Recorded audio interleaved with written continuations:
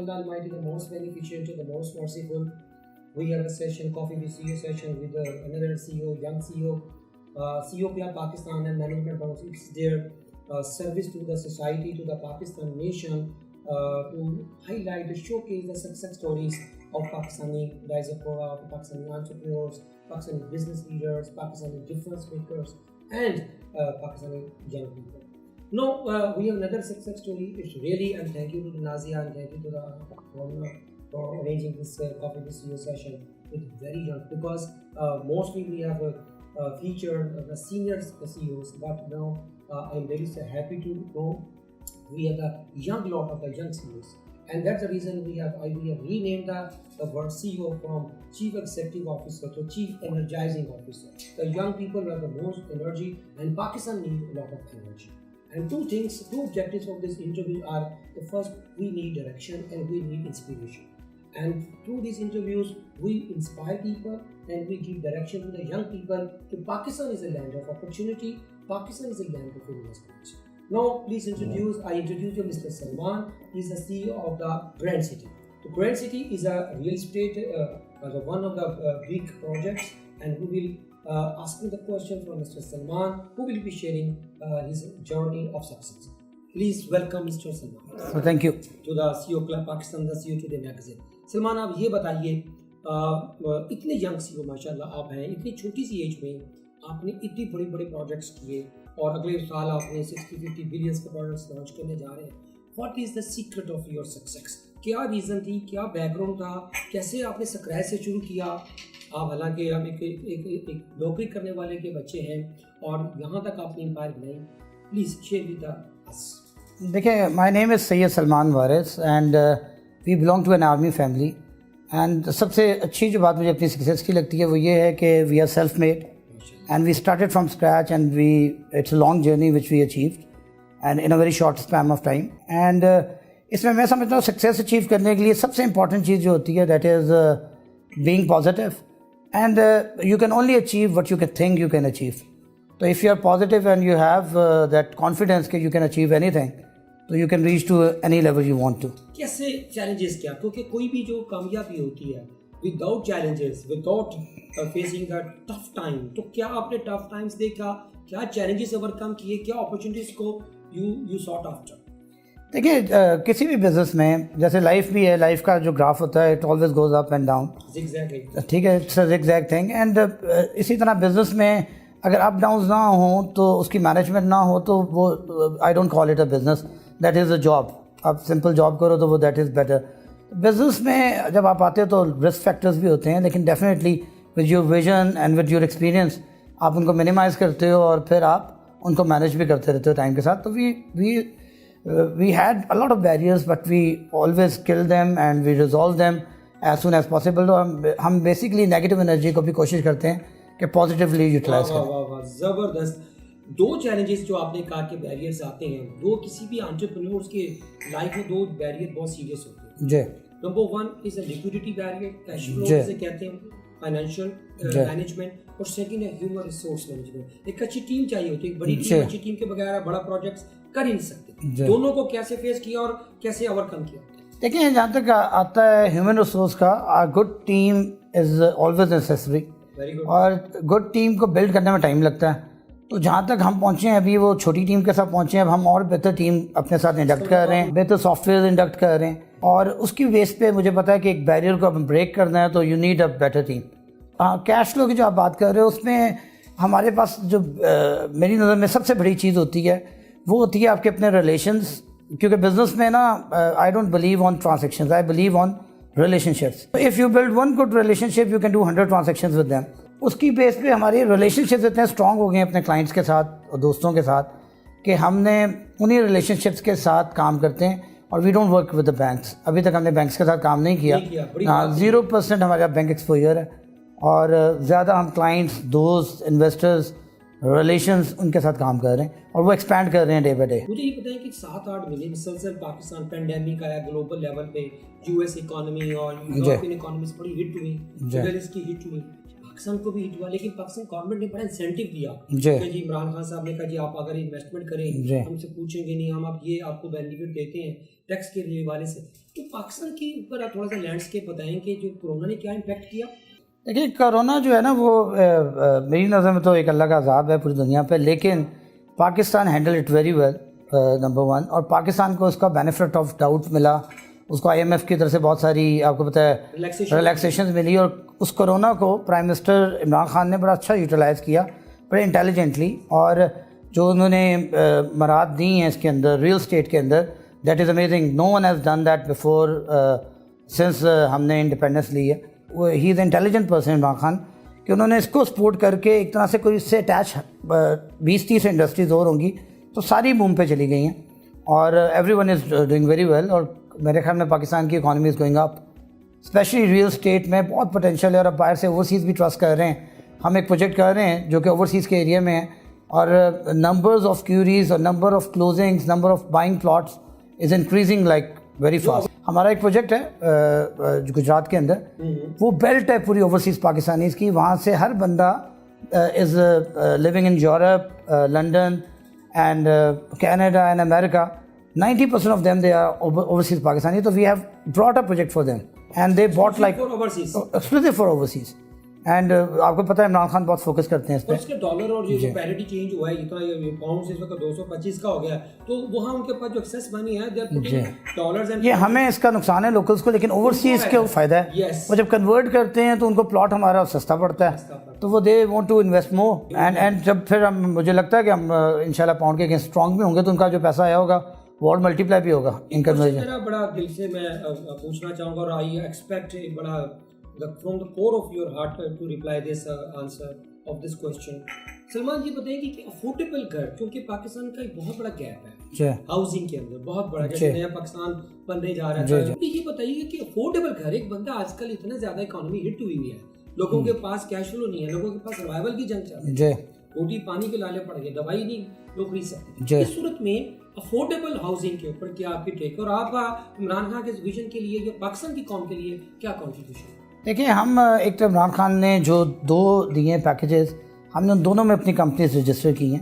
एक तो prime minister ने जो दिया है कि जब कंस्ट्रक्शन करें तो उसके अंदर 3-4 प्रोजेक्ट्स, बीच में 2 हमने रजिस्टर करा लिए हुए हैं, 1-2 प्रोजेक्ट्स और रजिस्टर कर रहे हैं, जिसमें we are bringing the tallest tower in Gujarat, that is like ground plus 18 tower और ट्विन टावर्स हैं, और उसको हमने रजिस्टर कर लिया हुआ, तो anybody who is going to invest in that tower वो पैकेज के अंदर आता है। फिर उन्होंने जो दूसरा दिया है जो पाकिस्तान के लिए कि लो कॉस्ट हाउसिंग के अंदर करें, उसके लिए भी हमारी नेगोशिएशंस जा रही हैं, जिसके अंदर हम कुछ लैंड देना चाह रहे हैं उन्हें और रजिस्टर करना चाह रहे हैं। इसी में ये हमारा जो गुजरात में लैंड है इधर है, और हमारा आरिफ वाले में एक प्रोजेक्ट है, 2 प्रोजेक्ट्स हैं, तो दोनों के साथ ही जो ग्रैंड सिटीज़ के नाम से हम कर रहे हैं, ग्रैंड सिटीज़ के नाम से हम करते हैं, तो वो उधर हम ये भी करना चाह रहे हैं, और उसमें government is very supportive, and NOCs में भी, बाकी चीज़ों में भी they are doing it very well. मुझे ये बताइए कि ग्रैंड सिटी लाइफ, अब आपने देखा है कि जैसे ही कोई पाकिस्तान के एक अलमिया है, ट्रेजिडी है, अगर किसी सेक्टर में अगर गवर्नमेंट ओपन करती है, तो ईज आउट करती है लॉ को या पॉलिसीज को, तो एक वॉशरूम ग्रो, सारा दुनिया लगता है पता नहीं इसमें कोई पैसा निकला या कोई तेल निकल आया।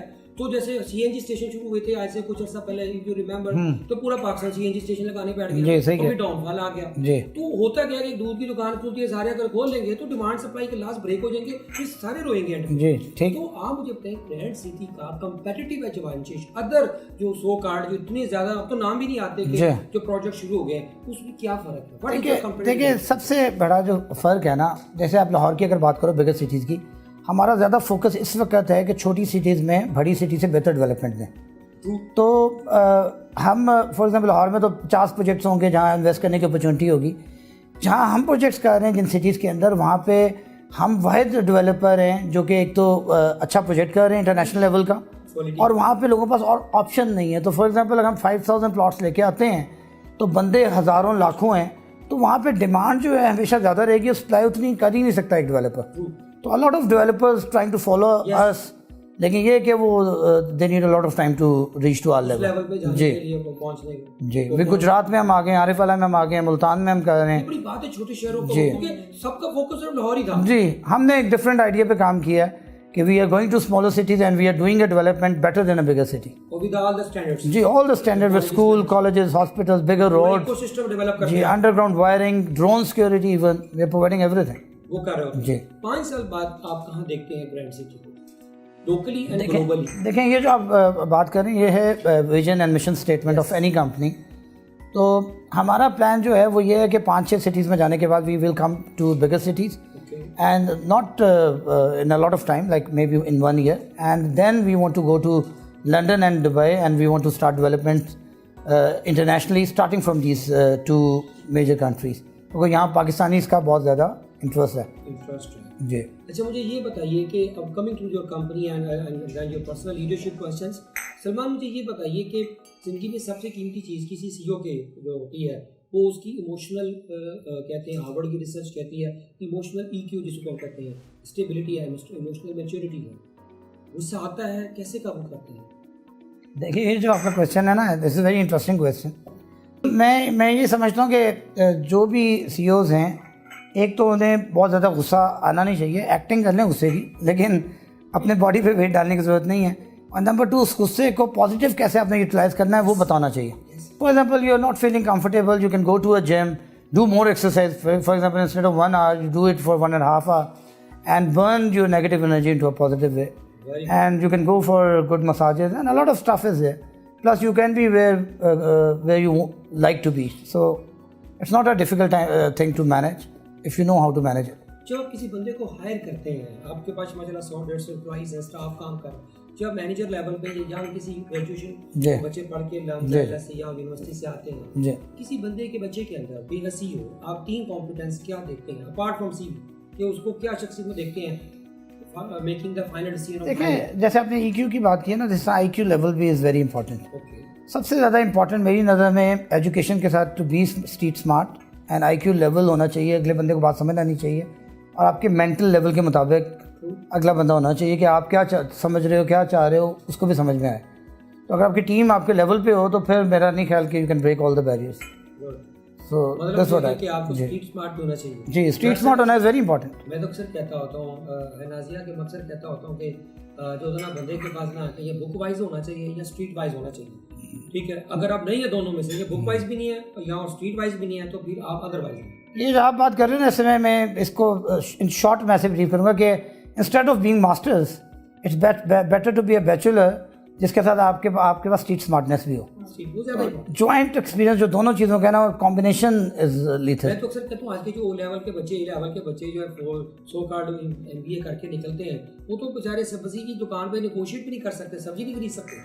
तो ये प्रॉब्लम है जो बच्चों को बहुत पैम्पर किया माँ बाप ने, जो कि नहीं करना चाहिए। मैं तो बच्चों को अक्सर माँ बाप कहता हूँ, ये उनको जुमला मैं उनको सिखाता हूँ कि you do not get, because life is very ruthless. You do not get what you deserve, you get what you negotiate. हाँ, definitely. अगर आपको negotiation नहीं आती तो आप मारे जाएंगे जिंदगी में।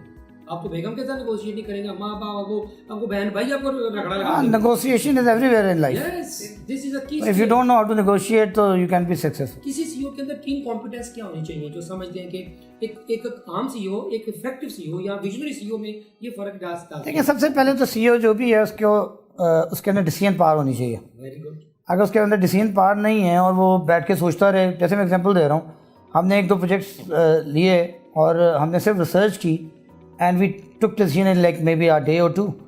Decision is very important, number 1। Number 2, team is very important. Number 3 है वो ये, you need to be very positive and very confident what you do. मुझे ये बताइए कि ये जो डिसीजन मेकिंग आपने बताया, क्योंकि ये बहुत बड़ा स्किल है जी, बहुत बड़ी स्किल। किसी सीईओ के अंदर मंशा साहब से पूछा तो बल्कि डिसीजन मेकिंग यार, एक तो फैसले होते हैं डिफिकल्ट डिसीजंस, एक होता है टाइमली डिसीजंस। आपने डिले कर दिया तो वो डिसीजन खत्म, जो मैंने आपको बताया एक दिन में, हाँ, वो फ्यूज हो गया। मुझे ये बताइए कि प्रेशर, डिसीजन के साथ प्रेशर भी आता है, आपकी जिम्मेदारी भी आती है, रिस्पांसिबिलिटी भी आपके शोल्डर्स पे आती है अगर आपने गलत डिसीजन। मुझे कहते हैं प्रेशर आता है, स्ट्रेस आता है बिजनेस का, और आपके प्रोजेक्ट्स में तो डेडलाइंस होती है, आपने डिलीवर करना है, आपने क्लाइंट से कमिटमेंट की हुई है, तो प्रेशर जब आता है, स्ट्रेस आता है, तो कैसे मैनेज करते हैं? ये प्रेशर और स्ट्रेस जो है ना, 2 तरह से लोग मैनेज करते हैं। एक वो हैं जो उसमें प्रेशर में आ जाते हैं, और एक जो है वो स्ट्रेस में आ जाते हैं, और एक वो होते हैं जो सिर्फ प्रेशर और स्ट्रेस लेते नहीं है, मैनेज करते हैं। अगर मेरी आप बात करें तो मुझे, मेरी नज़र में प्रेशर और स्ट्रेस में मैं नहीं आता, और I try to manage things, मतलब कोई मसला हो भी जाता है कि आप वॉक करते हैं, कोई तस्वीर खान साहब की तरह आप पढ़ते हैं नहीं या अल्लाह ये बला दूर हो। देखिए वो क्या होता है when you have a strong faith कि यार this is a problem which is coming and I can easily resolve it. So when you have that confidence और स्ट्रेस आप मैनेज कर लेते हो। तो ये स्ट्रेस ज़्यादा उन लोगों को आता है जिन्हें लगता है यार ये बैरियर है और मैं इसको क्रॉस नहीं कर सकता। मेरे ख्याल में अगर जिस मर्जी लेवल का स्ट्रेस आ जाए, if you are confident you can manage it, तो it should not be a problem. आपका अपना माशाल्लाह अपनी एनर्जी लेवल बढ़ा है, आप खुद माशाल्लाह बड़े अचीवर हैं, आपकी अपनी इंस्पिरेशन कौन है? Who is your role model in Pakistan? I don't think so कि I have a role model in Pakistan. तो कोई ऐसा बंदा जिसको फॉलो करते, जैसे जेम्स कैन का नाम बताया, मैं उसको बड़ा फॉलो करता हूं। जेम्स कैन का मैंने इसलिए नाम लिया कि वो पहला पाकिस्तानी मैंने देखा इंटरनेशनली जिसको रिकॉग्नाइज करती है पूरा इंटरनेशनल दुनिया, and the way he is keeping everything, the way he managing the companies. मेरे ख्याल में 200-300 कंपनीज है, इज डूइंग वेरी वेल। तो उस तरह के international Pakistanis they are better than local. हाँ जी, जो आप समझते जाज मैं इसे जब थोड़ा सा ये मेरा मेंटोर है, who is your mentor sir, जिसे आप कोई एडवाइस दें? मेरे ख्याल में बेगम के अलावा सर, मेरे ख्याल में हर जो अच्छा बिजनेसमैन होता है ना उसको अपने वाले साहब को अपना मेंटोर बनाना चाहिए। तो मेरा ख्याल है कि my father trained us that well कि वी आर ग्रोइंग बिगर, और साथ मदर की दुआएं हैं। तो बाकी मेरा नहीं ख्याल कि मैं किसी बंदे को आइडलाइज पाकिस्तान में करता हूँ कि he is doing the best. ना उनको मैं डेफिनेटली उनकी ट्रेनिंग है तो हम यहाँ पे ट्रेनिंग आप यहाँ तक पहुँचे हैं। मुझे ये बताइए कि ये जो आपने मेंटरशिप का बताया, तो एक अच्छा सीईओ की, ये भी एक ग्लोबल सीईओ की आप देख रहे थे कि उसकी एक उसकी हैबिट होती है, वो है रीडिंग ना, कि good leaders are good readers. पढ़ने का भी कोई हैबिट? अगर आप बुक्स की बात करें तो बुक्स हम उस तरह से अब नहीं पढ़ते क्योंकि अब दुनिया थोड़ी सी चेंज हो गई हुई है, तो इंटरनेट पे सोशल मीडिया पे इंटरनेट पे चीज़ें आ रही होती हैं, तो वो I like to read, specially health related, क्योंकि मेरी नज़र में health is more important than business. If you have a good health then you can work also in more intelligent. ज़्यादा CEOs आप देखेंगे ना वो फोकस करते हैं काम पे ज़्यादा, मेरी नज़र में उनको ज़्यादा फोकस करना चाहिए हेल्थ पे, और काम खुद ब खुद बेहतर हो जाएगा। तो मतलब मैं I go to gym like for 1 hour 2 hour, but gym is one way to do it. आपका इतना ट्रैवल भी होता है, आपके इतने प्रोजेक्ट्स हैं और इतने सिटीज में हैं जी, तो फिर आप do you justify work life balance? देखिए जो आप बात कर रहे हो ना, ट्रैवल जो है ना और काम दोनों के साथ, दोनों से अगर ज़्यादा प्रेफरेंस आप अपनी हेल्थ को दोगे तो फिर आप खुद ब खुद मैनेज कर लोगे हर चीज़। तो प्रेफरेंस हेल्थ को पहले देनी चाहिए।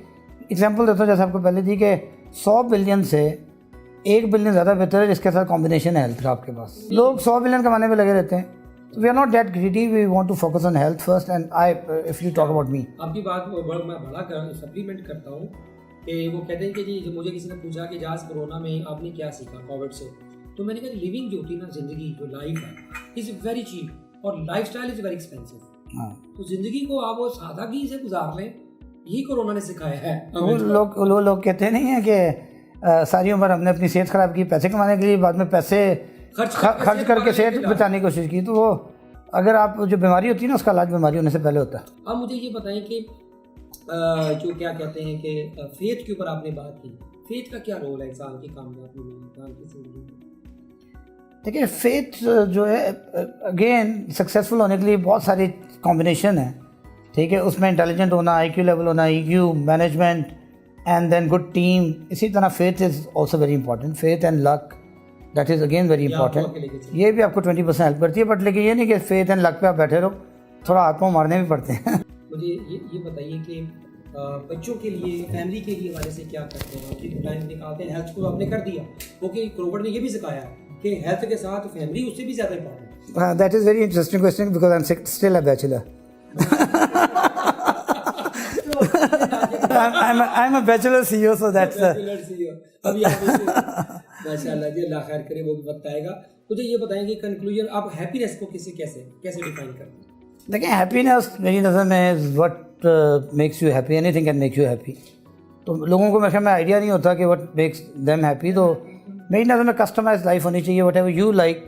देखें गाड़ी लोग लेते हैं ज़्यादा, मैंने जो देखा है किसी को क्या पसंद है, आपको वो बाय करना चाहिए आपको पसंद है। इसी तरह कपड़े वो पहनने चाहिए आपको पसंद है, लोग घर वो बनाना चाहिए आपको पसंद है। अब मैं एग्जांपल देता हूँ, लोग जो है ना कस्टमाइज चीज़ें नहीं करते, लोग वो कह रहे हैं जो लोगों को पसंद है। जब वो लोगों के लिए करते हैं तो it can not give you happiness. वो देख बस आप एक कहते हैं लोकी की कहने के वो इस्तेमाल कर रहे हो, वो बेवकूफ़ होते हैं ना। लोग जो मर्जी कहते हैं दैट डज नॉट मैटर। लोगों को सिर्फ सक्सेस जो है ना वही पॉजिटिव करती है, बाकी कोई चीज़ नहीं कर सकती। लास्ट क्वेश्चन है अपना सलमान, मुझे ये बताइए कि मैसेज क्या देंगे नई नस्ल को बच्चों के हवाले से, क्योंकि बच्चे बहुत ज़्यादा डिस्पोटेंसी में शिकार है, फ्रस्ट्रेशन में, जॉबलेसनेस बहुत ज़्यादा है। देखिए मैं तो ये मैसेज दूंगा जो बच्चे हैं जो कि उनको ना एक बहुत बड़ी टेक्निकल गलती करते हैं पाकिस्तान में कि बच्चों का दिल कुछ चाहता है बनने का, एक बच्चा पायलट बनना चाह रहा है, उसको हम पढ़ा हम देते हैं बिजनेस, तो बच्चे वो जो what they like they need to do and study that and what they want to do in future, तो वो करें और पॉजिटिव रहें और बाकी ये जो ड्रग्स और बाकी के नशे से बचें। हाँ, तो stay healthy and they will do great and stay positive also. Salman बहुत अच्छा लगा, बहुत मजा आया, thank you very much, welcome welcome.